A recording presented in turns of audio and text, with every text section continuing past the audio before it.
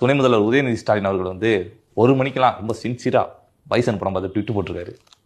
இரவு பகல் பாராமல் உழைக்கிறாரு சார். எது யாருக்கு மாறி சொல்வது கொடுக்கிறாரா? மக்களுக்காக சார் உழைக்கிறார் சார், அந்த படத்தை பாருங்க அப்படின்னு சொல்லிட்டு. அவருக்கும் இந்த மாதிரி சும்மா சினிமாக்காரங்க கூட சுற்றிக்கிட்டு சினிமா மீதே கவனம் இருக்கிறது என்று தொடர் விமர்சனங்கள் நம் மீது வருகிறது.